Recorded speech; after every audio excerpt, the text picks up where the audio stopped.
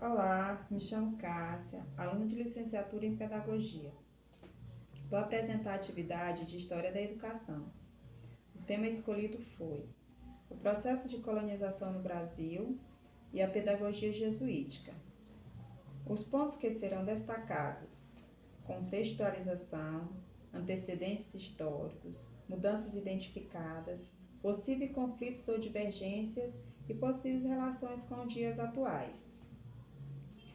O processo de colonização no Brasil do século XVI era preciso garantir a formação daqueles que vieram para o Brasil, sobretudo as elites e nobres portugueses. No cenário educacional brasileiro já existiram e continuam existindo vários modelos de ensino, dentre os quais podemos destacar o modelo das escolas jesuíticas, que foram as primeiras escolas existentes no Brasil durante o período colonial. Fundada por Inácio de Loyola, surge no contexto da Contra-Reforma Católica. Nesse trabalho, vamos falar sobre esse tipo de educação. Para entendermos esse assunto, nós vamos falar do contexto histórico e que ocorreu a educação jesuítica. Que acontecimentos levaram à criação dessas escolas? Que modificação esse modelo educacional que causou no Brasil? Algumas divergências que esse modelo trouxe e relacionar esses fatos com os dias atuais. A contextualização, que é o primeiro ponto. No período das grandes navegações, o navio português, sob o comando de Pedro Álvares Cabral, chega às terras brasileiras. Ao chegar neste novo e desconhecido território, os portugueses, juntamente com os jesuítas, realizam a primeira missa. Nessa ocasião, não é difícil perceber que a coroa portuguesa não pretendia apenas colonizar as terras, mas também colonizar seus povos nativos. Já que o Império Português estava no período de expansão e a Igreja Católica Apostólica Romana queria um maior número de fiéis. Segundo ponto, antecedentes históricos.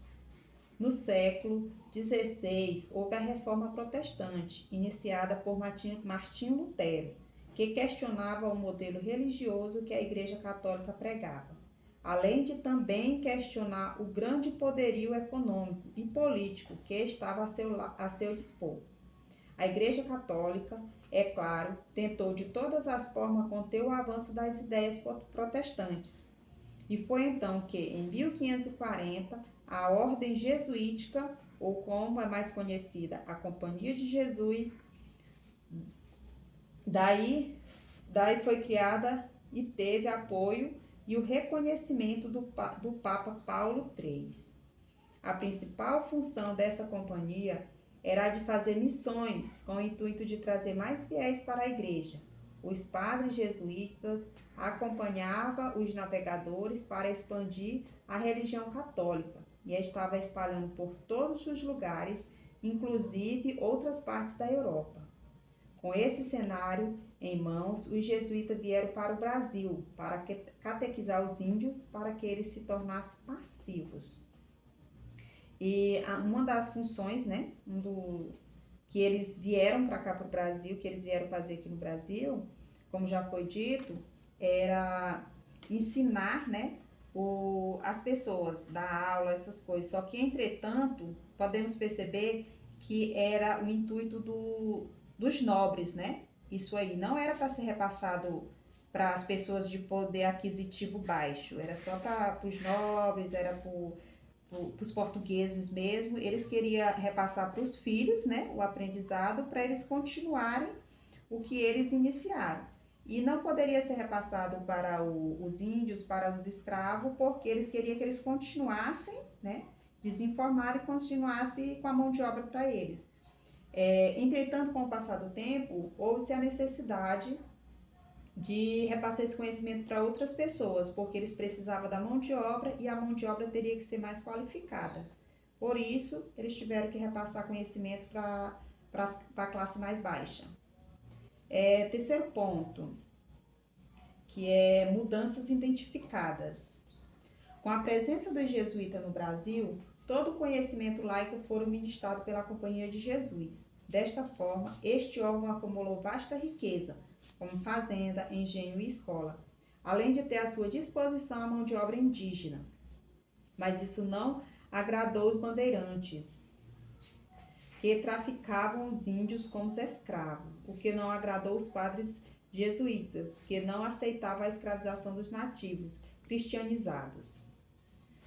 Com o acordo entre a coroa portuguesa e espanhola, os jesuítas deveriam entregar o aldeamento dos 7 povos das nações para a Espanha, e os indígenas deveriam ir para o outro lado do Rio Prata.